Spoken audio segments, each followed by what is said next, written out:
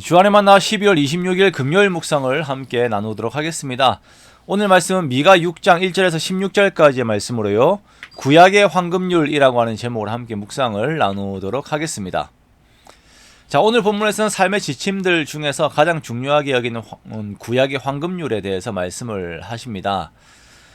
자, 이제 성탄절이 지나고 연말을 보내고 있습니다. 한 해 동안 정말 열심히 수고하며 살아오셨습니다. 우리가 한 해를 돌아보면서 서로 격려하고 또한 반성하는 시간들을 가지는 기간이 요즘의 기간들입니다. 여러분 2025년 동안 어떤 원칙을 가지고 살아오셨습니까? 여러 내용들이 있을 것인데요. 성경은 우리가 모든 삶에서 가지고 있어야 하는 가장 중점적인 원칙을 말씀을 하고 있습니다. 그것이 오늘 본문인 미가 6장의 말씀입니다. 자, 사람들은 그들의 삶에서 여러 원칙들을 내세우면서 살아갑니다. 미가 선지자 당시 유다 사회는 힘과 권력을 따르는 사회, 북이스라엘의 아합 왕조를 담고자 하였던 사회였습니다.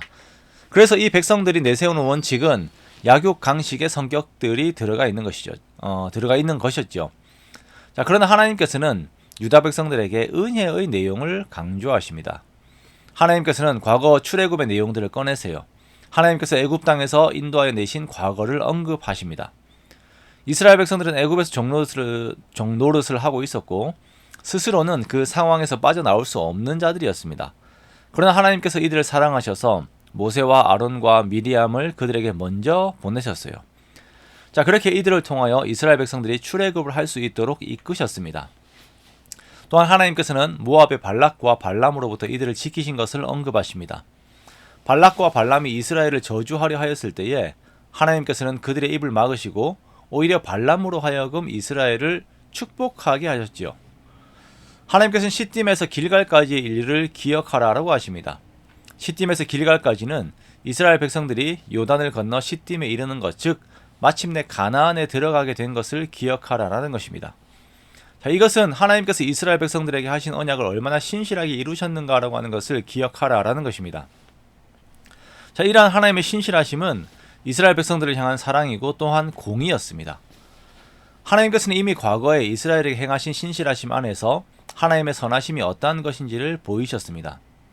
하나님의 선하심은 이스라엘 백성들을 향한 사랑이었습니다. 그러므로 하나님이 보이신 선을 따라 이스라엘 백성들 역시 정의를 행하고 인자를 사랑하며 겸손하게 자신들의 하나님과 함께 행하는 것이 그들의 선이자 모든 삶의 원칙이 되는 것입니다. 우리 역시 이 말씀을 우리들의 삶의 가장 큰 가치로 받아야 합니다.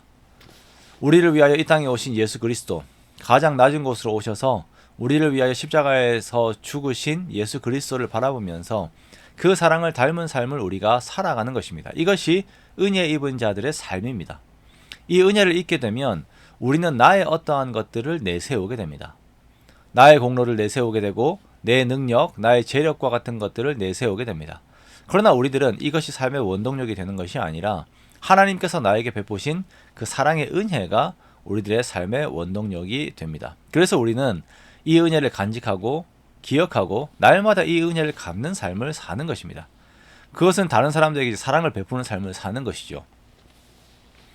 이제 성탄절이 지나면 왠지 축제의 분위기가 지나간 것과 같은 그러한 생각들이 듭니다. 그러나 우리들은 이제부터 다시 시작을 하는 것입니다. 나를 위하여 낮은 곳으로 오신 예수님을 닮아 나도 낮은 곳으로 내려가고 섬기고 그리고 더욱 주의 은혜를 구하는 것입니다. 항상 다른 사람을 나보다 낮게 여기며 겸손하게 주와 함께 행하는 저와 여러분이 되시기를 원합니다. 그렇게 은혜와 사랑을 받은 자의 모습으로 오늘 살아가는 저와 여러분이 되시기를 주님의 이름으로 축원합니다.